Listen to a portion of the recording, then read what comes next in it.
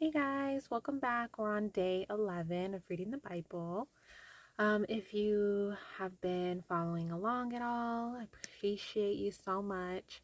Um, I wanted to share something real quick before we get started with today's chapters. I just feel like it's important to share. So the past 2 days, I've been feeling a little like, I don't, I guess a little lost. Um, a little like, what am I doing? Why am I doing this? Like, what's going on? Every time I pray, God just keeps telling me to be patient. It's all He keeps telling me over and over and over again, be patient. And I was just finally last night, I prayed really deeply again last night, and I was just like, I need more clarification. I need more clarification on your word through the Bible, through these chapters. I need more clarification. And I just need more like clarification on like what is happening right now. Like I'm feeling like lost and just a little like, what am I doing? Um, and I have to say, guys, ever since I started praying, it's been like what, I think like 2 weeks or so now. I've been praying every day. He never fails to answer my prayers, my questions that I'm asking. Every single time, he always answers them the following day without fail. And he has been consistent with everything that he's been telling me. There's no like one day he's telling me to be patient and then the next day he tells me something different. No, he has been consistent this entire time with what he's been telling me. And I wanted to share what happened today with how he answered my questions. So there's this person I found on YouTube recently that when he's like reading the Bible and stuff, God like tells him stuff and he shares these in like a few minute videos. And today he pops up on my YouTube notification to watch his video, and it's a couple minutes long. So, and a lot of the time I don't really watch them, but today I was just like, something was like, watch it. And I was like, okay, even though the title didn't really like pop out at me, I was like, that doesn't really like apply. Well, let me tell you guys, I watched this video and it's super applied. Now I want to, like share though something specific about it. So, as I'm watching the video, the message that the guy is saying is like he's saying one thing, and then as he's speaking, God is like, I don't even know how to describe it. He's like clarifying to me as he's speaking. God's like clarifying that, okay, this is how you personally are to interpret this message. I'm not saying that this guy's video was a message specifically for me and me alone. No, this message was for a lot of people. This guy is being used to give messages to a lot of people. But specifically, how I was meant to interpret this message, God was clarifying it as He was speaking. He was clarifying how I was supposed to interpret the message for me in my particular situation where I'm at right now. And I got like really emotional by the end of the video because I was just like, oh my God, this is exactly what I needed to hear. This is the exact clarification that I needed. And now I'm like, I have no doubt now why God keeps telling me over and over again just to be patient. That's what He keeps telling me, and that's what He's been consistently telling me since I started praying. And so now, today, after asking him last night, needing more clarification and understanding, he's answered that question. And now I'm like, okay, I'm not feeling lost again. The last 2 days, I've been feeling lost. And now I'm like, I feel back to where I was, 3 days ago, where I was like confident and feeling like confident in what's happening and what I'm doing. And I just, the power of prayer is very real, guys. If you're watching this at all and you're feeling kind of like unsure, like I was when I first started, um, I have to say, start with prayer and reading the Bible every day. Just do a couple chapters like I'm doing. But pray, pray, pray, pray, pray, pray. And this is important. Don't go and pray and be like, God, I need $100 tomorrow. No, no, don't pray for material things. Pray for like real things that God can give you, like clarification, understanding, guidance, healing, helping others, watching over you, like things that are out of your control. Like, don't just be like, oh, I want this car or $100 or this house, like in like a vain, materialistic way. That's no, that's not what prayer is for. So, I don't know. I just wanted to share what happened to me today, and just share that, like, I was feeling lost the past 2 days, but praying to God really, like, and I don't just like, oh, hi God, please help me, like, no, like, I pray deeply. Like, I feel it. I go in my closet, I close the door, I wait till my daughter goes to bed. I don't have any music, no sound, my phone, nothing. And I sit there in the quiet in my closet and I pray out loud. And I really just deeply feel it, get in the moment. So much so that, like, at the end of my deep prayer, I felt like this, like, lightness. I felt like lightheaded. That's how deep I went into prayer. Like, you have to really, really feel it. And I want to reiterate that this is not how it was for me in the beginning. Like, when I first started, it was weird. I felt awkward. But then very quickly, over a few days, it got easier and felt better. And then now, 2+ weeks in, I'm really like feeling it. And I actually really enjoy praying. And I make it a point to make sure that I make it a priority to do it every day. And you have to, God's not going to help you or, reward you, or, if you are just kind of like, well, I'll just pray once in a while when I need him. No, like, God wants you to really, really just bring him into your life. Like, if you had like a boyfriend or a girlfriend and you kind of just gave them attention once in a while, like, they're not going to want to be with you. They're not going to want to like give you their love or their attention or the perks that come with having a boyfriend or a girlfriend.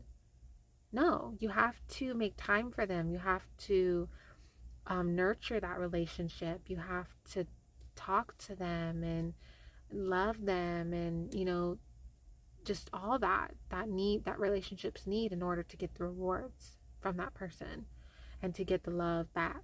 So, I don't know. I don't know if I said all that very well. I'm still like, I struggle a little bit with trying to like relay what's in my mind sometimes, but I did the best I could. Okay, I'm gonna stop rambling and let's get started with today's chapters. Then Laban answered Jacob, "The daughters are my daughters, the children my children, and the flocks my flocks. Everything you see is mine. But what can I do today for these daughters of mine or for the children they have borne?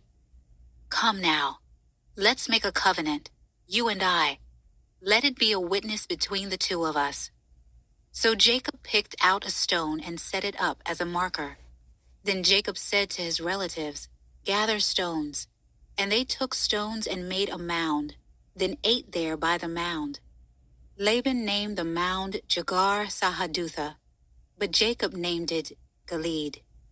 Then Laban said, "This mound is a witness between you and me today." Therefore the place was called Gilead, and also Mizpah. For he said, "May the Lord watch between you and me when we are out of each other's sight. If you mistreat my daughters or take other wives, though no one is with us, understand that God will be a witness between you and me." Laban also said to Jacob, "Look at this mound and the marker I have set up between you and me. This mound is a witness and the marker is a witness, that I will not pass beyond this mound to you, and you will not pass beyond this mound and this marker to do me harm. The God of Abraham and the gods of Nahor, The gods of their father will judge between us." And Jacob swore by the fear of his father Isaac. Then Jacob offered a sacrifice on the That verse right there, I just got a little confused when I read it this morning. Was listening this morning about how, like, the God of Abraham, the gods of Nahor, the gods of their father, like, I like, why is it plural? And why is it referring multiple? I thought God was just one, like there was just one God. I don't know, I got a little confused there. mountain and invited his relatives to eat a meal. So they ate a meal and spent the night on the mountain. Laban got up early in the morning, kissed his grandchildren and daughters, and blessed them. Then Laban left to return home. Jacob went on his way, and God's angels met him. When he saw them, Jacob said, "This is God's camp." So he called the place Mahanaim. Jacob sent messengers ahead of him to his brother Esau. In the land of Seir, the territory of Edom, he commanded them, "You are to say to my lord Esau, 'This is what your servant Jacob says. I have been staying with Laban and have been delayed until now. I have oxen, donkeys, flocks, and male and female slaves. I have sent this message to inform my lord in order to seek your favor." When the messengers returned to Jacob, they said, "We went to your brother Esau. He is coming to meet you, and he has 400 men with him." Jacob was greatly afraid and distressed. He divided the people with him into 2 camps, along with the flocks, herds, and camels. He thought, if Esau comes to one camp and attacks it, the remaining one can escape. Then Jacob said, "God of my father Abraham and God of my father Isaac, the Lord who said to me, 'Go back to your land and to your family, and I will cause you to prosper.' I am unworthy of all the kindness and faithfulness you have shown your servant. Indeed, I crossed over the Jordan with my staff, and now I have become 2 camps. Please rescue me from my brother Esau, for I am afraid of him. Otherwise, he may come and attack me, the mothers and their children. You have said, 'I will cause you to prosper, and I will make your offspring like the sand of the sea, too numerous to be counted.'" He spent the night there and took part of what he had brought with him as a gift for his brother Esau: 200 female goats, 20 male goats, 200 ewes, 20 rams, 30 milk camels with their young, 40 cows, 10 bulls, 20 female donkeys, and 10 male donkeys. He entrusted them to his slaves as separate herds and said to them, "Go on ahead of me, and leave some distance between the herds."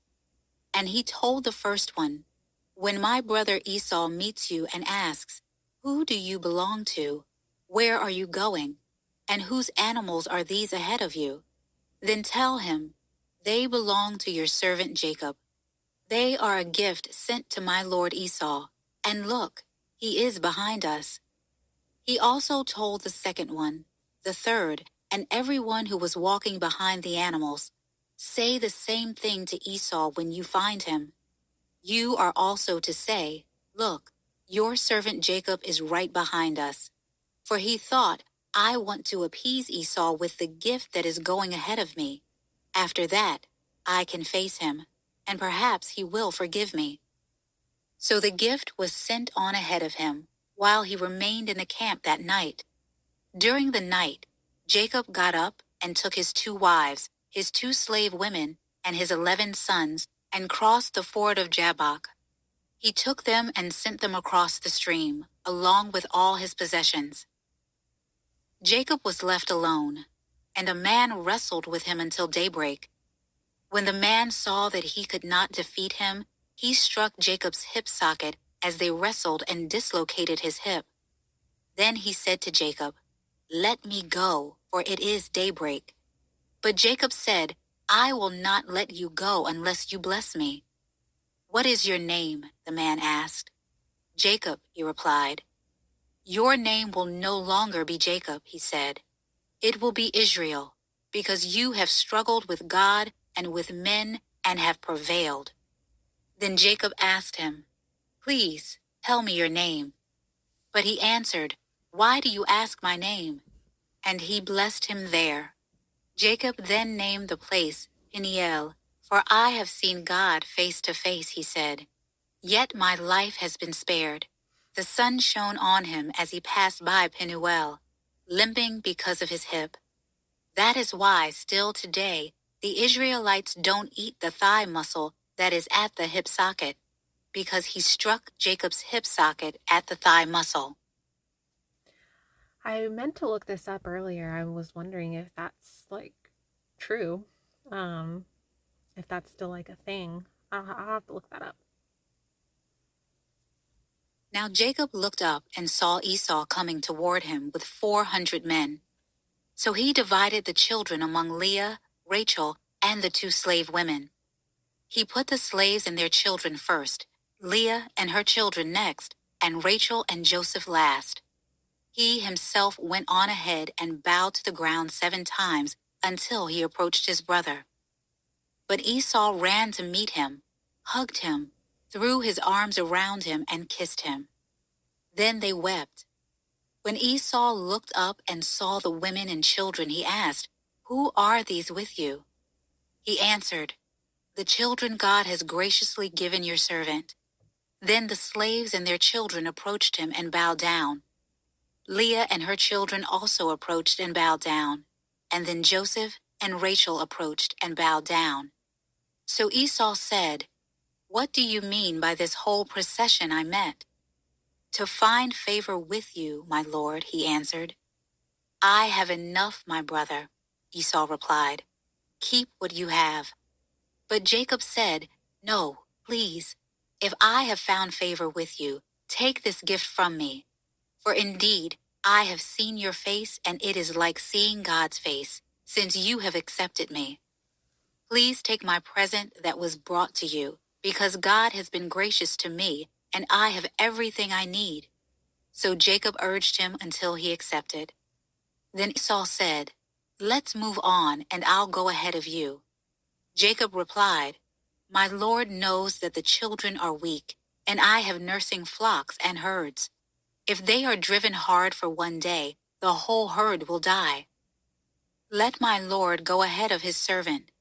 I will continue on slowly, at a pace suited to the livestock and the children, until I come to my Lord at Seir. Esau said, Let me leave some of my people with you. But he replied, Why do that? Please indulge me, my lord. That day Esau started on his way back to Seir, but Jacob went to Succoth. He built a house for himself and shelters for his livestock. That is why the place was called Succoth. After Jacob came from Padan Aram, he arrived safely at Shechem in the land of Canaan and camped in front of the city. He purchased a section of the field where he had pitched his tent from the sons of Hamor, Shechem's father, for 100 pieces of silver. And he set up an altar there and called it God, the God of Israel. Leah's daughter Dinah, whom Leah bore to Jacob, went out to see some of the young women of the area. When Shechem, son of Hamor the Hivite, who was the region's chieftain, saw her, he took her and raped her. He became infatuated with Jacob's daughter Dinah. He loved the young girl and spoke tenderly to her. Get me this girl as a wife, he told his father.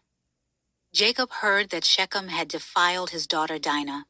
But since his sons were with his livestock in the field, he remained silent until they returned. Meanwhile, Shechem's father Hamor came to speak with Jacob. Jacob's sons returned from the field when they heard about the incident. They were deeply grieved and very angry, for Shechem had committed an outrage against Israel by raping Jacob's daughter, and such a thing should not be done. Hamor said to Jacob's sons, My son Shechem has his heart set on your daughter. Please give her to him as a wife. Intermarry with us, give your daughters to us, and take our daughters for yourselves. Live with us. The land is before you. Settle here, move about, and acquire property in it." Then Shechem said to Dinah's father and brothers, "Grant me this favor, and I'll give you whatever you say. Demand of me a high compensation and gift. I'll give you whatever you ask me. Just give the girl to be my wife." But Jacob's sons answered Shechem and his father Hamor deceitfully, because he had defiled their sister Dinah. "We cannot do this thing," they said to them. "Giving our sister to an uncircumcised man is a disgrace to us. We will agree with you only on this condition. If all your males are circumcised as we are, then we will all give you our daughters, take your daughters for ourselves, live with you, and become one people. But if you will not listen to us and be circumcised, then we will take our daughter and go." Their words seemed good to Hamor and his son Shechem. The young man did not delay doing this, because he was delighted with Jacob's daughter. Now, he was the most important in all his father's family. So Hamor and his son Shechem went to the gate of their city and spoke to the men of their city. "These men are peaceful toward us," they said. "Let them live in our land and move about in it, for indeed the region is large enough for them. Let's take their daughters as our wives and give our daughters to them. But the men will agree to live with us and be one people only on this condition. If all our men are circumcised as they are, won't their livestock, their possessions, and all their animals become ours? Only let's agree with them, and they will live with us." All the men who had come to the city gates listened to Hamor and his son Shechem, and all those men were circumcised. On the third day, when they were still in pain, two of Jacob's sons, Simeon and Levi, Dinah's brothers, took their swords, went into the unsuspecting city, and killed every male. They killed Hamor and his son Shechem with their swords, took Dinah from Shechem's house, and went away. Guys, I have to admit this. When I was reading this earlier, I'm not gonna lie, there was a part of me that was happy that the brothers did this. I don't condone murder, of course, but I don't know, there was a part of me that was like, good for them. I don't know if that's like a bad thing to feel or think. I don't know. God forgive me. I was a little, not gonna lie, happy that they did something about it, because raping is just, to me, just horrible. And I don't know, guys. Jacob's sons came to the slaughter and plundered the city because their sister had been defiled. They took their flocks, herds, donkeys, and whatever was in the city and in the field. They captured all their possessions, dependents, and wives, and plundered everything in the houses. Then Jacob said to Simeon and Levi, "You have brought trouble on me, making me odious to the inhabitants of the land, the Canaanites and the Perizzites. We are few in number. If they unite against me and attack me, I and my household will be destroyed." But they answered, "Should he treat our sister like a prostitute?" Guys, I have to admit, I was a little annoyed with how they ended it today on the chat, because I don't choose the chapters that Dwell does. Dwell already has the full year spread out for you. It's like a plan that you choose, and it just does it for you. But I was a little like, I wanted to read on today. I was like, wait, I want to keep going, but I'm not going to, because I don't want to mess with the plan that it has it broken up in as. So, but I am very curious to see if tomorrow, if it says how Jacob responds to them, and to like to see if it says what he would have done if they had not went and murdered all the men. Because I just feel like that'd be like really messed up if Jacob was just like not gonna do anything. You know, like that's his daughter and she was raped. Like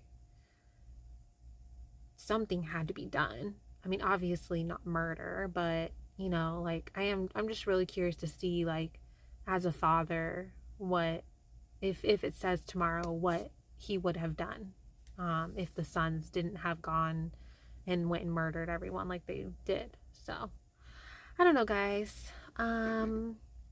Interesting. Genesis is very interesting, and I'm looking forward to when we move on to the next, set of books or whoever. I don't even know how it's called, but I'm interested to see what the next series is after Genesis, whatever that is. I didn't look ahead, so I'm just taking it day by day. But all right, guys. Again, if you found this video and you're kind of like interested in possibly wanting to read the Bible with me and follow along, please do. I put a video out every day, a couple chapters. You can, read as you would like to go, and let's, do it. So, all right, guys, I'm going to get going. I'll talk to you guys tomorrow.